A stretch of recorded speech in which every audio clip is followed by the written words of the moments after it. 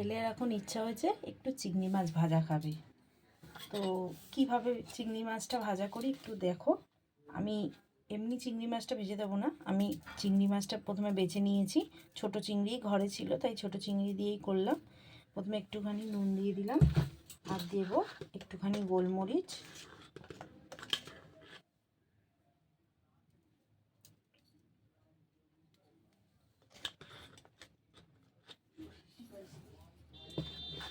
দেব একটুখানি হলুদ,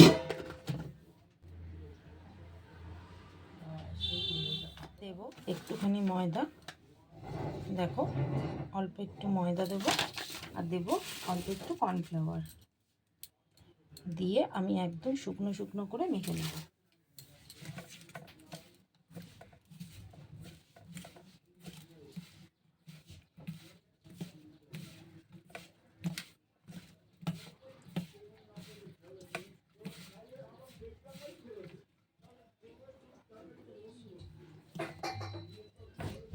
এটাও ভাজলে ক্রিস্পি হবে, কিন্তু আমি আরেকটু নিত্য নতুন করব, তার জন্য এগুলোকে একটা বাটির মধ্যে তুলে নেব।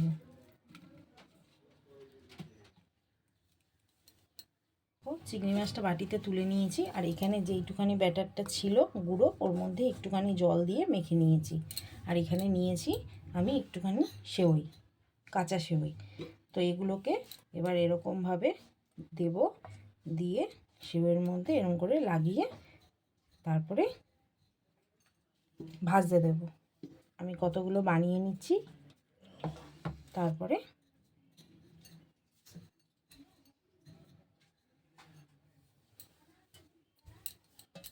দেখো যেগুলো বানিয়ে নিয়েছি সেগুলো এবার আমি তেলে ছেড়ে দেবো।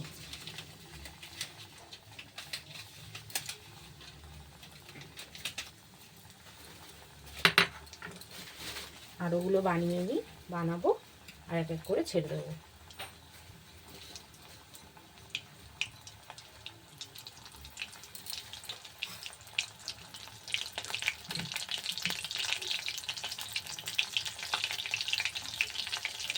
গ্যাসের সিমটা আমি আস্তে করে দিয়ে ভাজবো, নাহলে ওপরের যে সেওইগুলো আছে সেগুলো পুড়ে যাবে।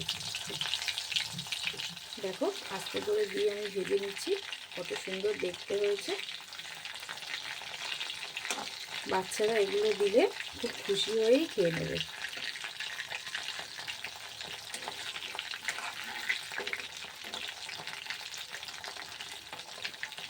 আমি এখানে রসুন আদা পেস্ট ব্যবহার করিনি, আপনারা চাইলে করতে পারেন। আমি একদম প্লেন চিংড়ি মাছের পকোড়াটা বানিয়েছি। তো চিংড়ি মাছের পকোড়াগুলো হয়ে গেছে, এবার আমি একটুখানি তেল থেকে নামিয়ে নেব।